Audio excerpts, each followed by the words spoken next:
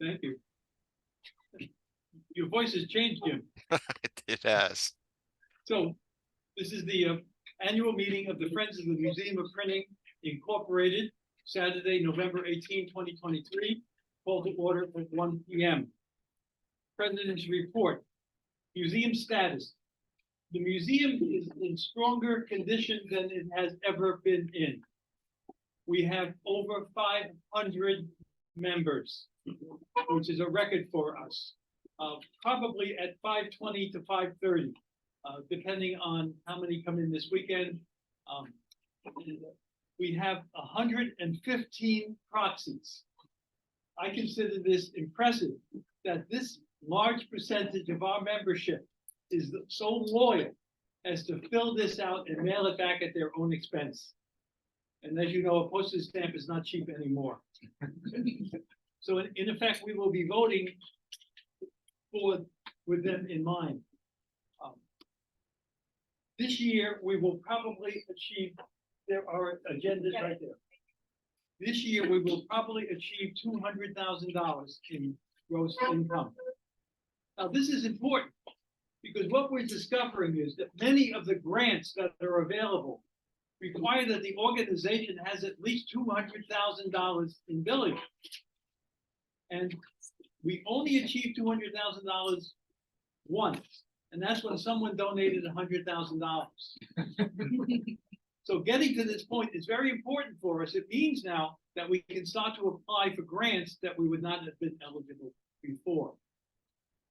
And in fact, now some grant organizations are starting to call us rather than us calling them. So this is a very good sign. My problem is finding the bandwidth to go through all the paperwork that is required for these grants. Our membership trends are up. Almost every weekend, we are getting 1 to 5 new members. I think today we're at 1 or 2 as we speak.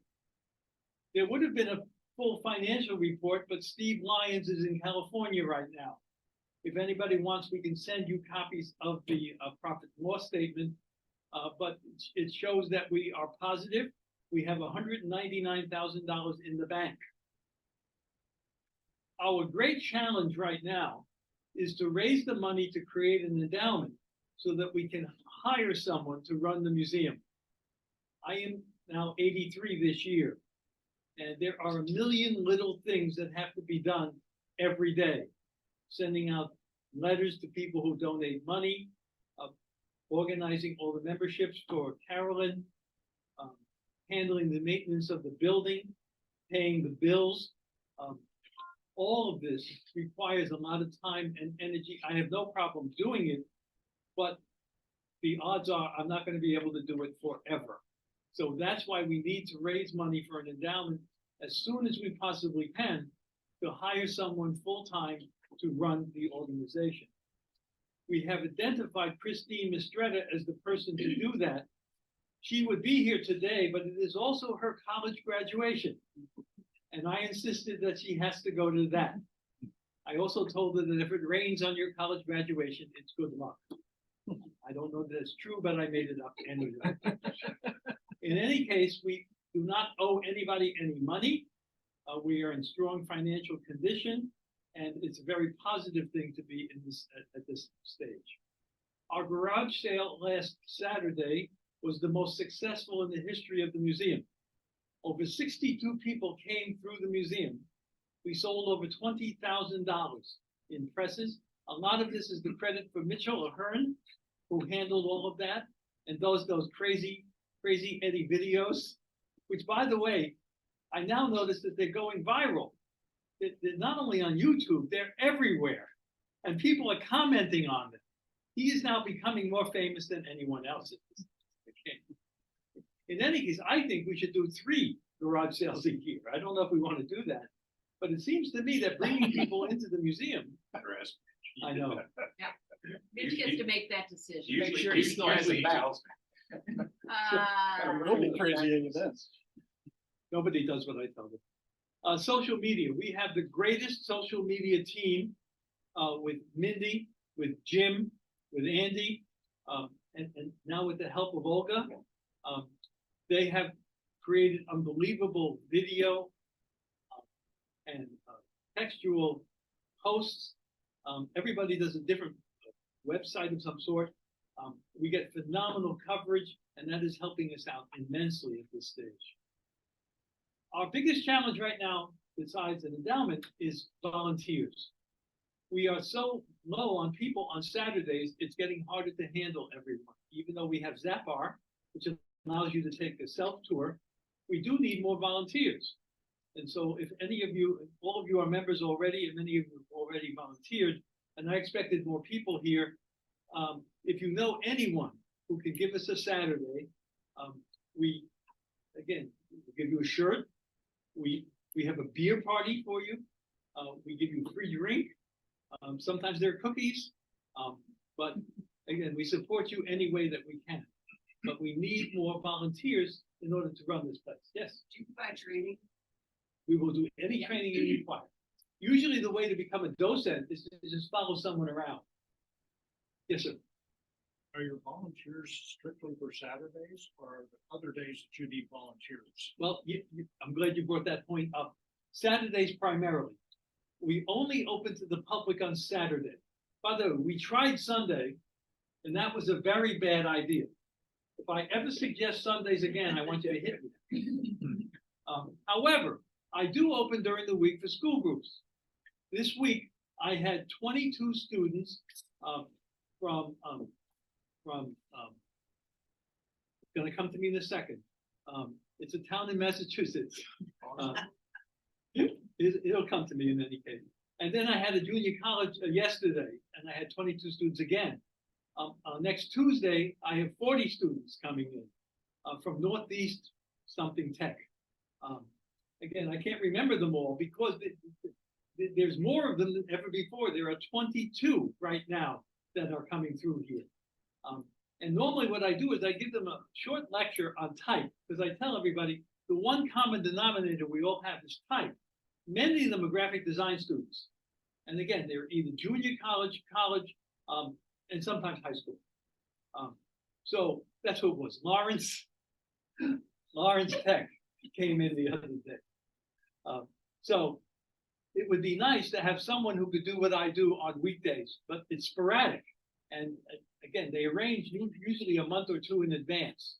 And we charge them $10 per student, no charge for the instructors or staff at all. And it's working out very well because they're now starting to join and they buy stuff as a result. So if I could get some help there, I'm thinking now of recording the presentation that I give so that someone else could give it. It's a crazy kind of presentation on things about type that no one knew. And it has to be given in my way. So I think we'll record that, and so it'll be available if we have to play for a group. And then generally, it's just a case of letting students go around the museum and answering their questions. The one thing they love doing, by the way, is typing on the typewriter. That's the big thing for them. So yes, it would be very nice. We also have works on Wednesdays. We have work sessions here,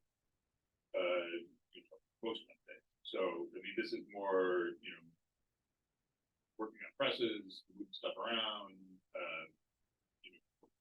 there's work to be done on exhibits, organizing type, organizing good type. So, I mean, all the kind of back end stuff generally happens on Wednesday. As far as the physical stuff goes, that's that I'm managing. But people are also working in the libraries and other aspects of the museum as well. So. But yes, we do provide training and we are more than happy to do that. And depending on where your interests lie in terms of volunteering, and after the meeting, Seth, my husband, will be manning a table and we'll can talk to anyone about any of those opportunities and where your interest might lie, and you can sign up. We will also be sending out an email to the membership with that information to see, so we can provide that opportunity for people to become more involved with the museum. Yes, at a variety of levels. We have been extremely lucky in our volunteers. For instance, Chris has learned the linotype and the Ludlow. He has taken them apart and put them back together again. He came in here a few months ago as a visitor, and we can't get rid of him now. And not only does he come in on Saturdays, he comes in on Sundays, and now he's telling me that next year he'll be in on Wednesdays as well. And he has, again, made the linotype into a working device, the most complicated machine ever invented. God sent him to us because there was no way of recruiting someone that could do what he does. Christine has learned printing, so on Saturdays she's normally printing. We're setting people's names in slugs. So Saturdays are an exciting day. There's a great vibe around the museum on Saturdays when people come through. So far today, we're at 25 people that have come through. In the old days, if we got 10 people, we thought that was great. Now, if we get 20, we're happy. And I think we're going to see us getting to 30 or more. The thing that helped us more than anything else to bring people here was the article in the Boston Globe. How many saw that? That has been fantastic. I stay in touch with the reporter. I didn't know that he was a Pulitzer Prize winner. And I'm just telling him about the result of what he did and how much power he has. And it's interesting, that article has legs because some people have taken it and sent it to other people and they're passing it around in various forms. I got 2 copies into my door. Really? So again, that has been fantastic. We're working on expanded membership levels that include sponsorship.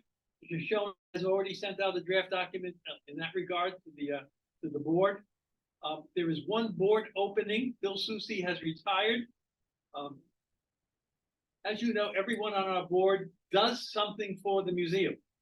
It's not a passive board of wealthy people, although that wouldn't be a bad idea either. They are people who really participate and put a lot of time in to help the museum. Without them, I don't know how we would get by. By the way, Bob Wisnocki is a good example. Bob has been a member for years. He does the calendar for us every year. This will be mailed out in a few weeks. I'm not giving them to you because you're all going to get one in the mail. And these are the ones I'll sell here at the museum. But this is the best one ever because they have taken more and more of the illustrative materials around the museum and made it into you ready for this? A verbal calendar. You can click on the codes here and it will play messages to you. That went live yesterday, I think. Yes. So again, this is the best one ever in terms of the graphics and design of it. So again, you'll be getting this probably in the first week in December if all goes well. Bob has also made some suggestions about grants. He's been in contact with someone who worked to get grants for RIT, Rochester Institute of Technology. By the way, I found raising money in a college, university was easy because when you have students, people love to give you money. I haven't been that lucky with a museum. Maybe we just need to get students here. But in any case, Bob has a lot of great ideas he gleaned from this gentleman, and he's put it into a document. If anybody wants a copy of it, it's here. We have 3 board members to renew terms that are expiring this year. Jim Hamilton, Carolyn Muscat, and Shoshona Burgett. So that is all the old business. Does anyone have any new business? Don't we need to go ahead and vote on us first? Take care of the old stuff. Let's do that and finish that out before we go to new business. Thank you very much. So you are making a motion to accept the Considering I'm on it, I think someone else needs to make that motion. I would make a motion that the 3 expiring terms to be renewed. Is there a second? Second. All in favor? Aye. All opposed? It is carried. Good, okay. All right. I think we go to new business. New business. I'm glad you're here. Let's hear it for the loud one. Questions, answers. I see fingers of indignation. We're going to do, we will be searching for a new board member over the next couple of months. This was a recent retiring and we want to take time and find the person who's interested and has the time and commitment. And yes, so we're taking time on that. That's what the status interested, so we're not gonna fill that slot today. Let's find someone with a lot of money.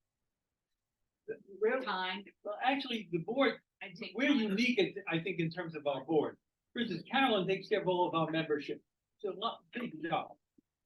John Adams has been our lawyer since the very beginning, and he's done everything for us pro bono. So everyone on the board has a function that they perform for the museum. I don't know if we want to change that at this stage. At one time, the museum tried something different. They tried to create another level called trustees, which was going to be people with money. But the problem was they couldn't vote on anything. And after a while, they one by one went away. I don't know if we want to implement anything like that at all. I think raising money may not require that they're on the board. It just requires that they have a relationship with the museum in some way. I And we think will that- have a committee for fundraising, and so we are looking for non-board members to help with that, because we need help with some research and with some prep for general materials.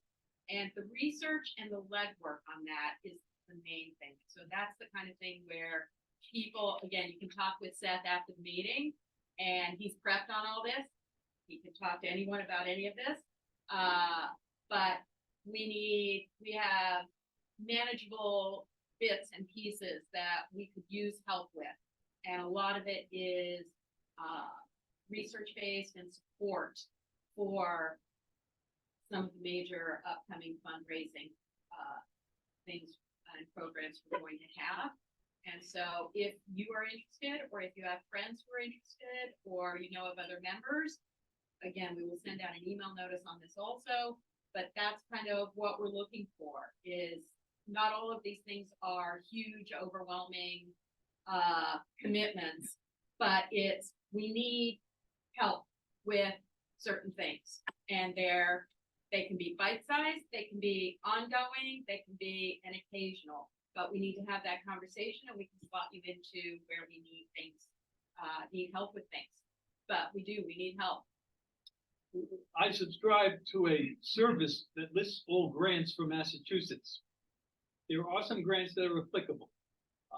Someone has to analyze them and handle them. The other thing is, Shoshona and I, was it 2 years ago, acquired a list of the largest charitable organizations in Massachusetts.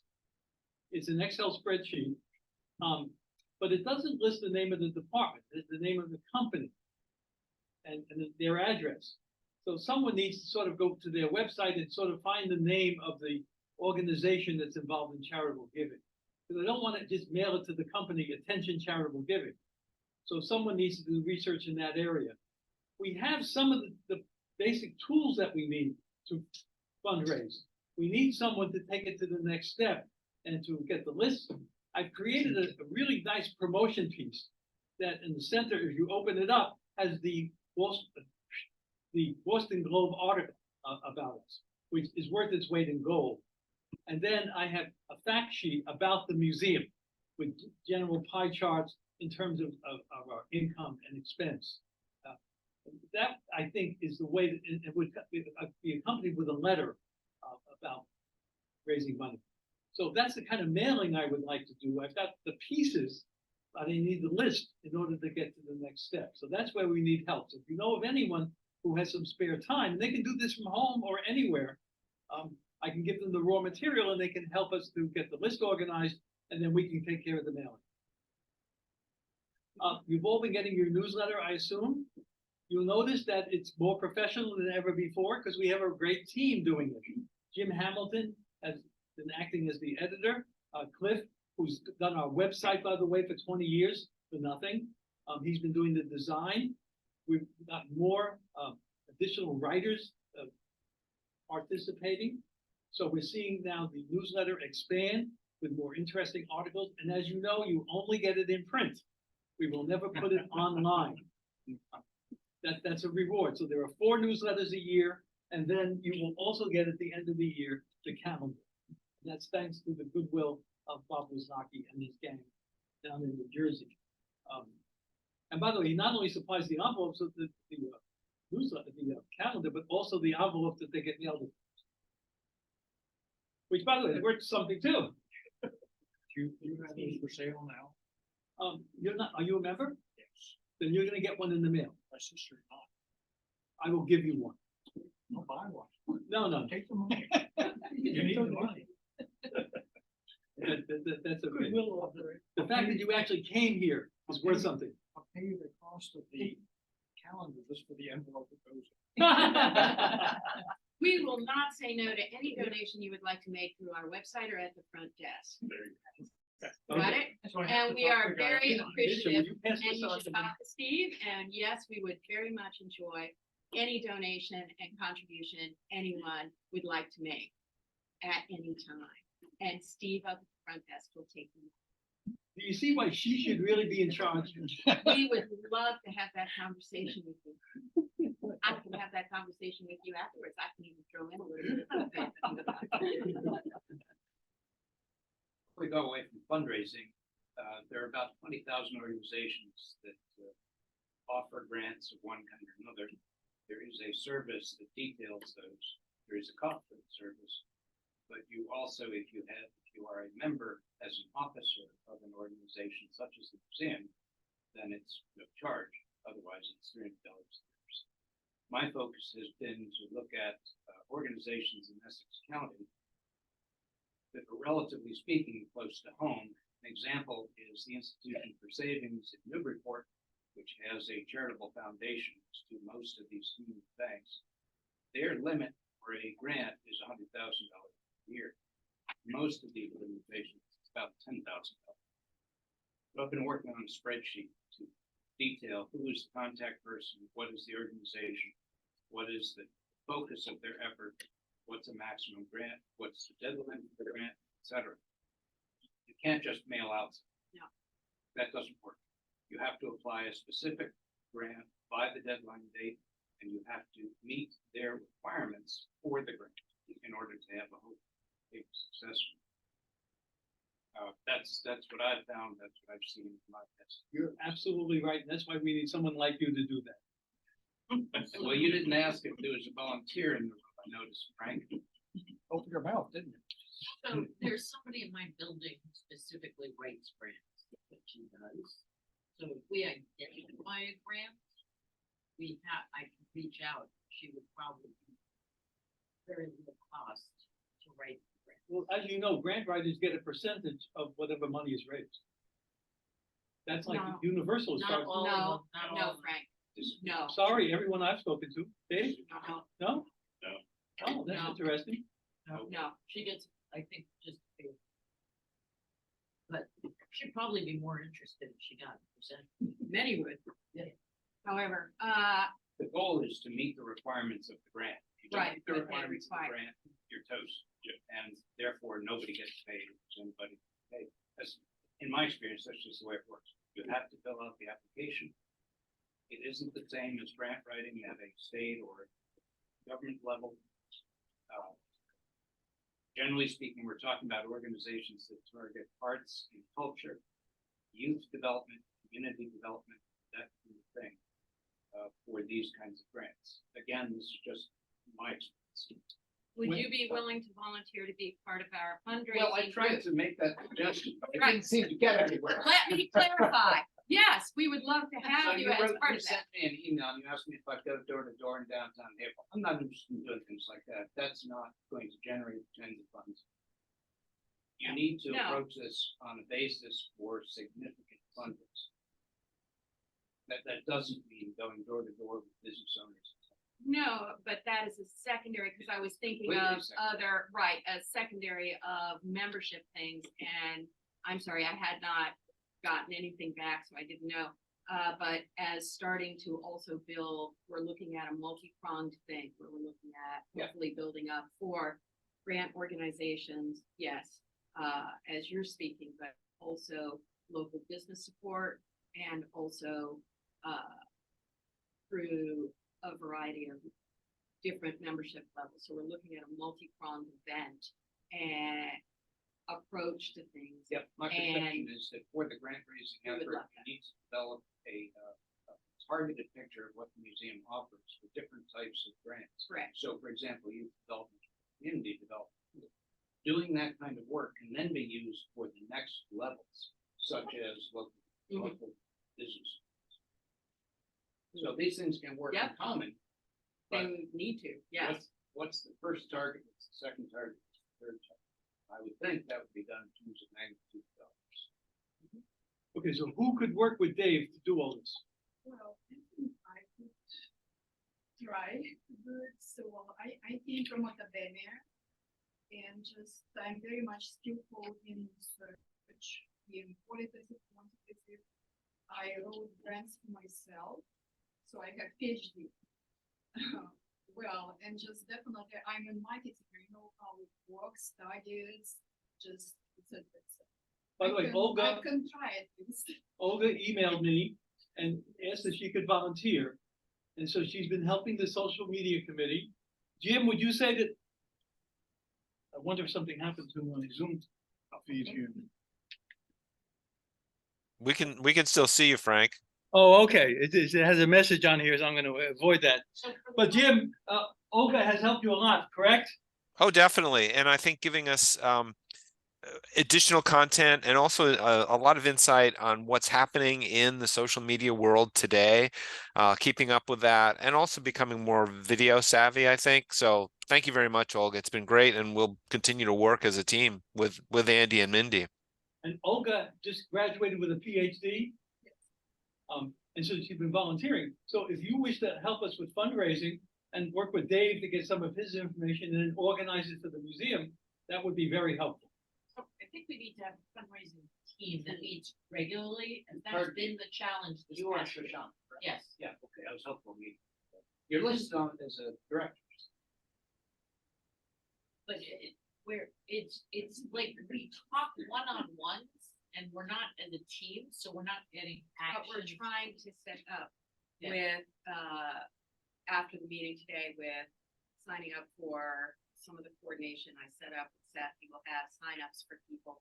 So we have the contact right there for the different areas that you are We're trying interested to get- in. Right, to start putting that together so that we can develop teams, that will support the board. Yes.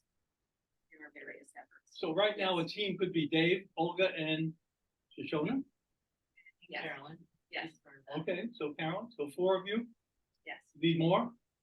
That is a great start, and then we'll see what else we need. I Okay. think it's a start of a conversation.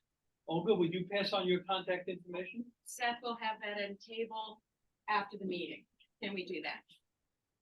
Well, it's just, I'm trying to coordinate that in one place instead of bits and pieces all over the Everywhere. place. So we're trying to coordinate for after the meeting so we can finish the meeting, because I'm supposed to also be printing That is correct. after this. So is there any other new bit, but this has really been more progress Appreciation. on fundraising than ever before. Any other new business? I don't know if it's new business, but one of the other things that I'm doing is workshops. I'm more or less doing a monthly workshop at this point. But it'd be lovely to have more workshops. So if whoever is here or around might be have a skill that's workshopable. By the way, Mitchell's first 2 workshops sold out almost immediately. And they're on basic, intermediate letterpress. Who else could teach that course? That's the issue. Right. There are people here who would probably, certainly there are people who can, but there's also things like bookbinding or paper marbling or there's so many book arts potential for workshops that. So if anybody has any suggestions on people who could do workshops, that would be fantastic. Right. They don't necessarily have to be closely associated with us at this point, but this would be an excuse for them to be. Yeah, we have one coming up in December on the Crixel machine to do Christmas cards, which we did last year and went relatively well. Any other new business? Mitch, that was your chance to volunteer to organize the 3rd garage sale. Yeah. We did do 3 sales this year. And the summer one is kind of a maybe. We did sell some stuff. But it's the summer, so people aren't necessarily So we'll see about the third. Well, the one we had last week, it was freezing. And we Yeah, it had a was mob late. of people here. Normally we do that in October, but I've been working on a political campaign, so it'll be like. Good manage the drugs. But it didn't actually, I mean, it's the most successful one we've had, so. I don't know if It that, was Veterans Day. So it was Veterans we Day. want to try and avoid that. in the future. I don't know, it seemed to be a successful I day. would have said so as well, except for it worked, so there's that. I mean, yeah, it's like we kind of got stuck into that date just because of my schedule. Like, well, we'll see what happens. What happened was $20,000. That's it, so. Just don't suggest Sunday. My No. suggestion would be to look around to see what other kinds of community events are going on. That's Saturday, but it seems like an awful lot of church fairs. There were here in Haverhill. I know in Amesbury where I live. there were. Plus, Oh, yeah. it's studio tour for Amesbury, Yeah. so I couldn't. I should report, by the way, Challenging. I should report that the city of Haverhill is allowing signage for the 8 museums and historic sites in Haverhill. So we will soon have signage around town with arrows pointing to where we are. Can we put down one down at the bottom? That's what I'm hoping happens. Right, that would be the great, that would be the big. Was that taken away? Did the town say you can't do that? No, but again, It had never been enabled. Small portable. Yeah, no, they pulled those things up. yes, I put them at the bottom of the street and they take them away. Really? Yeah, I know. I can tell you, I used to be on the original Creative Haverhill, Treasures, and I'm also on the video board. When they originally did those signs, it was city money and some outside money, but they didn't stand up. There's only like a few of them around town. Are those the ones they're talking about replacing permanent signage? No, I think there are going to be 9 of them that they're doing. But And they'll have just all the treasures on it with arrows, who's doing that? The DPW or? DPW. Oh, that's great. And it's been organized by the woman who runs Buttonwoods. Oh, Jan. Yes, the Firefighters Museum, Buttonwoods, Follow up Kinney on that Castle, website. all those guys. Yeah, we meet once a month at the state. I also meet with all the nonprofits in Haverhill as well. So there are a lot of Zoom meetings going on all the time. I'm trying to take advantage of everything I can. We have a new mayor, by the way, the first woman mayor in the history of Haverhill. Yay. Very nice.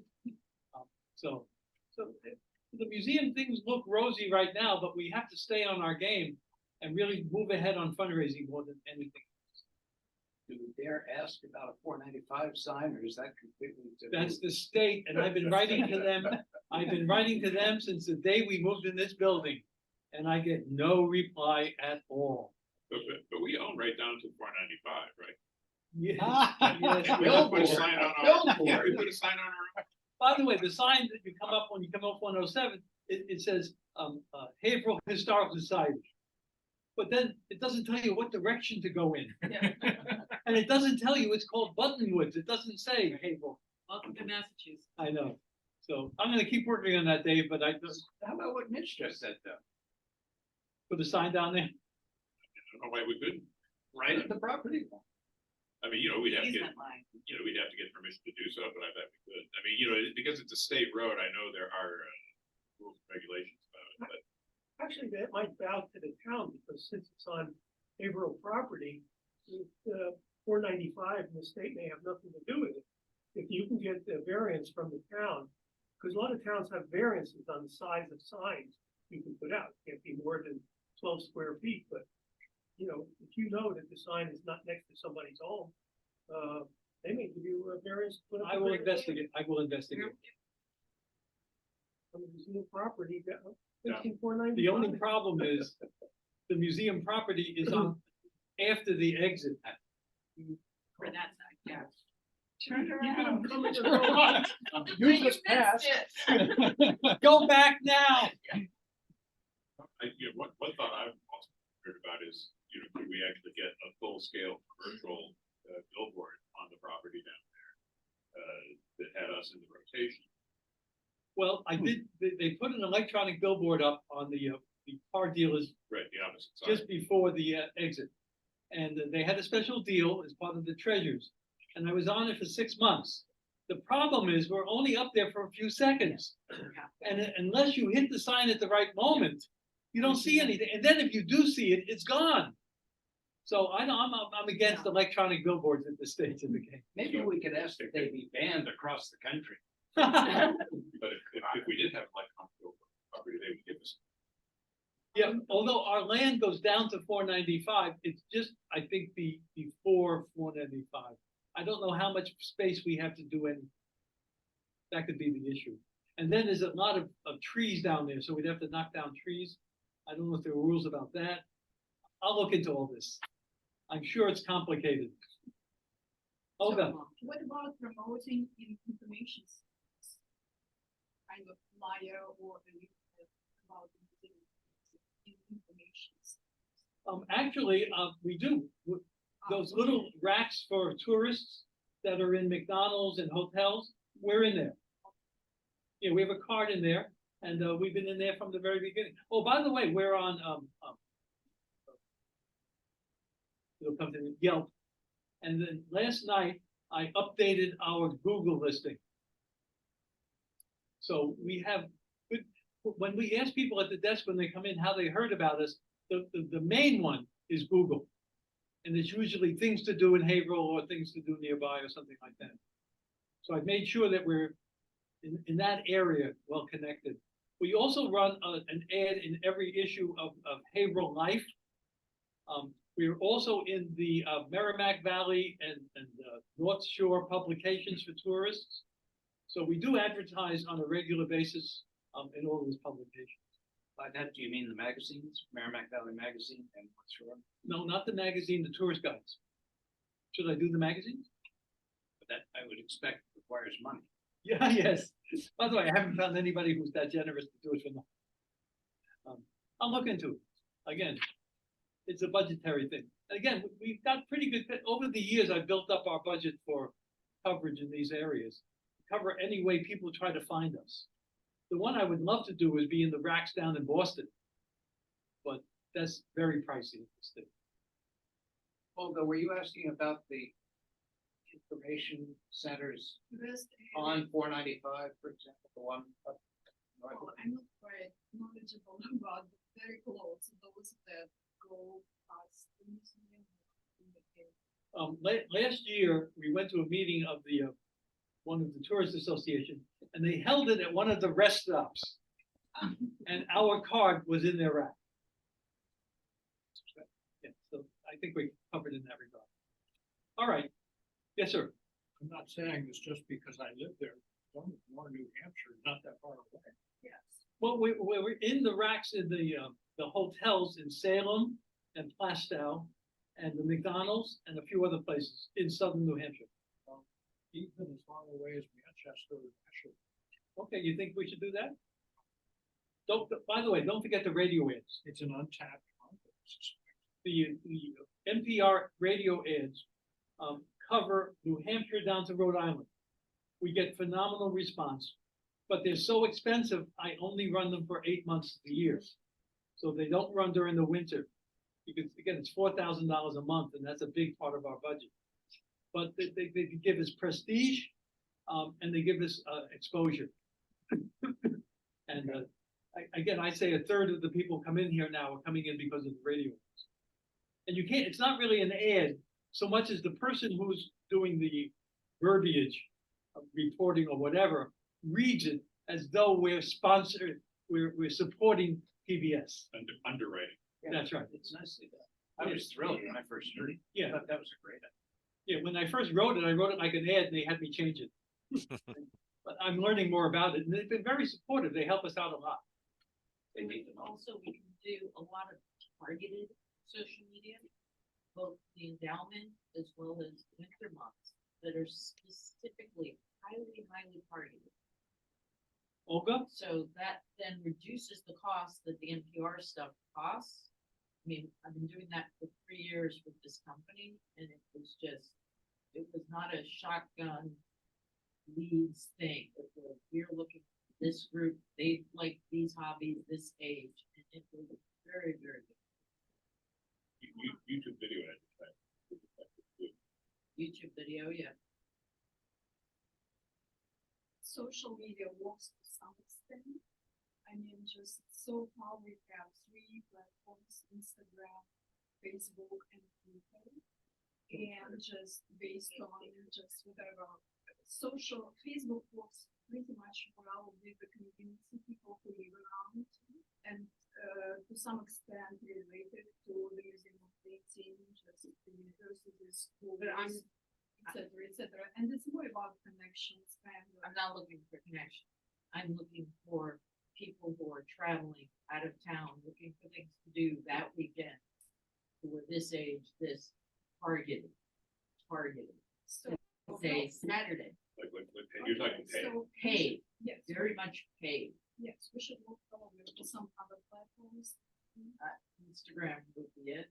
Instagram is more like so far what I see on Instagram's community are people who are artists, graphic designers, printers, and they're more kind of this artistic community of people. That's who are not, I'll more- talk to you offline about it. I'm not talking about the target. Outside of everything we do, Those are our people. So, those are our people, but very targeted for new people. well, Pay, that's what I'm saying, Hey. saying so far, probably Twitter, right now has more sophisticated audience, kind of educated people, mature, more focused on, Twitter? Some time ago. Yes. By the way, don't forget, we have a fantastic YouTube page. YouTube might be, but just social media should, it's not only about selling something, but just being basic, showing who we Yeah, are. I've been doing that for 3 years with Yes. with manufacturers. They're not artists, manufacturers. We sell Yes. $1 billion machine.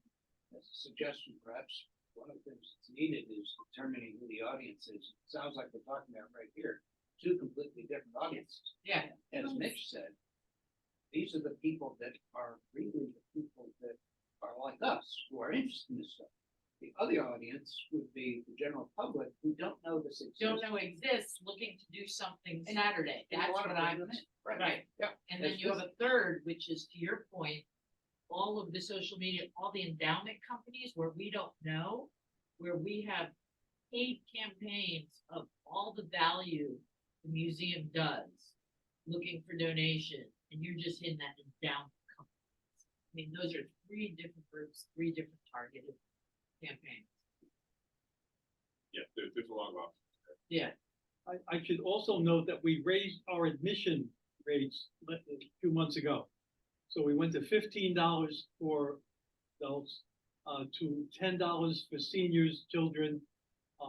If we get paid a certain amount from the Haverhill Library, so Haverhill Library members are free. I also extend free to teachers and military.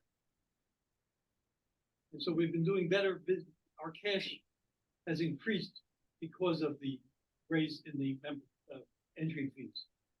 There's a short question, if I may. Has anybody walked away and said, no, it's too much? Not a single person. If someone has gotten this far and found it, come up the street, come in the driveway, I would think they're not gonna walk away. That's correct. Well, that's a lesson learned. Absolutely. Especially when they come up the street and they think they're in the wrong place. Oh, yeah, all the time.